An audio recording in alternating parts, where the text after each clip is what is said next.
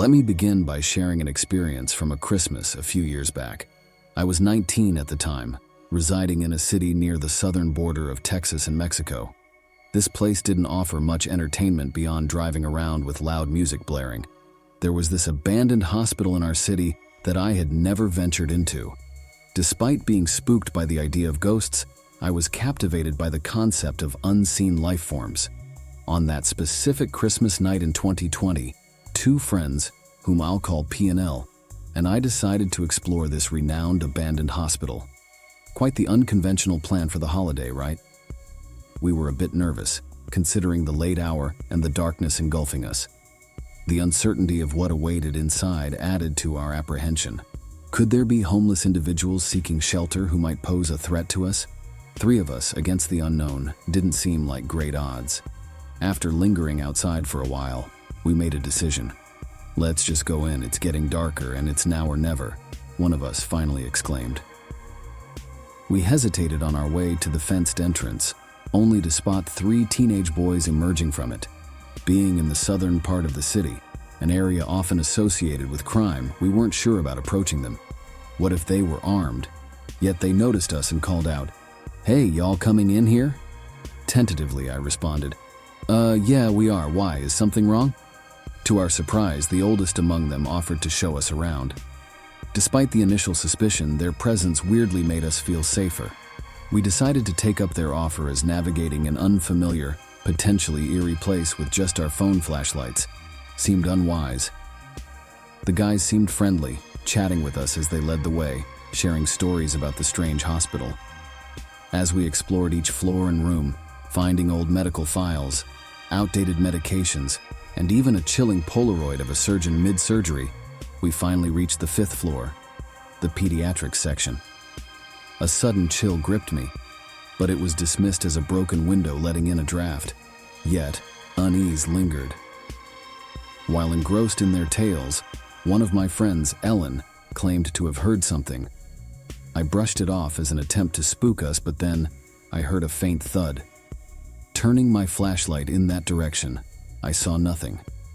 However, Ellen insisted she saw someone. Moments later, the guys sprinted toward us, shouting about someone's presence. Panicked, we sprinted downstairs, heartbeats racing as the doors to patient rooms began slamming shut behind us. We bolted out of the building, 6 of us scattering in different directions.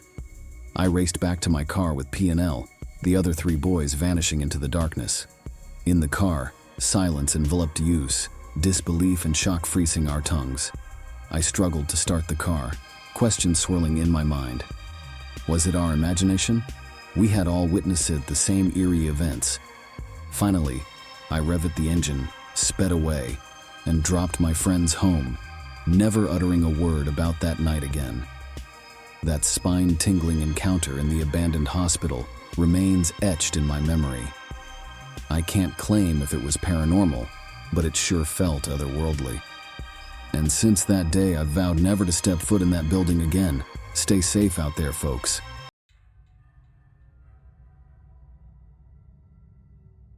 I've never been much into believing in psychic premonitions, but I am superstitious. I strongly believe in the divide between our world and the next.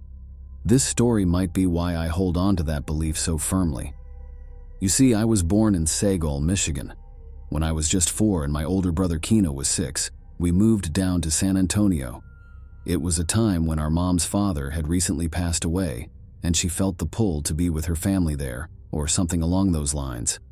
I was very young then, and my memories from that time are a bit hazy. Living with my great-grandmother was an experience.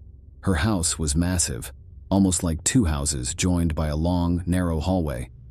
There were 3 entrances. One led to my great-grandparents' room, which was enormous. The second led to the living, dining, and kitchen area, spacious enough for a good gathering, and the third entrance opened to a narrow hallway. There were 2 bedrooms across from each other in this hallway, leading to another significant room and a second bathroom towards the back. At the time, my mom, aunt, uncle, their kids, and my brother and I were all staying there. My mom and brother shared a room with me, while my aunt and uncle occupied the last room.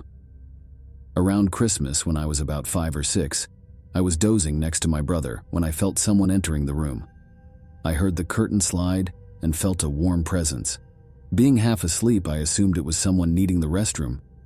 But then, I felt a big, warm hand gently stroking my hair, and a voice, with an unfamiliar accent, wished me a Merry Christmas.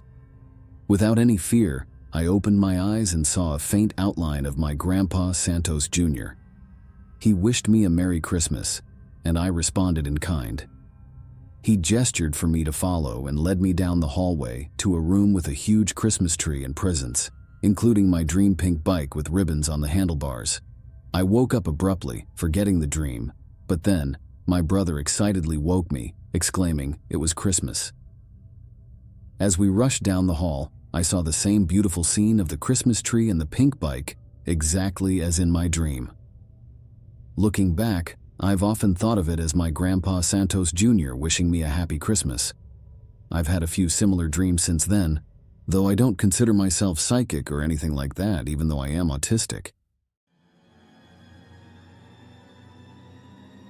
However, even more eerie occurrences happened to my dad, who isn't one to believe in the paranormal. One morning he saw a shadow moving from my room to the bathroom. Initially dismissing it, he couldn't shake off another incident that followed a few nights later. Exhausted after work, he retired to bed earlier than usual. In the dimness, he suddenly felt like he was being watched. Opening his eyes, he saw 2 red dots by the closet, which he thought was the clock's light.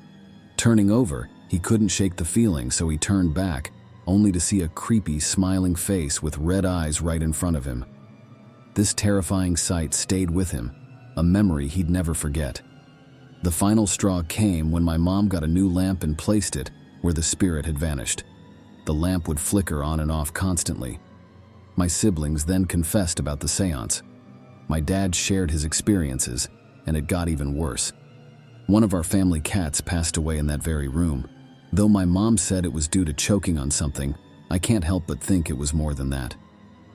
It's eerie knowing there were spirits in my childhood home. The house, inherited by my dad, is almost torn down now, and I often wonder where these spirits will go once it's gone. Would they follow us to our new home?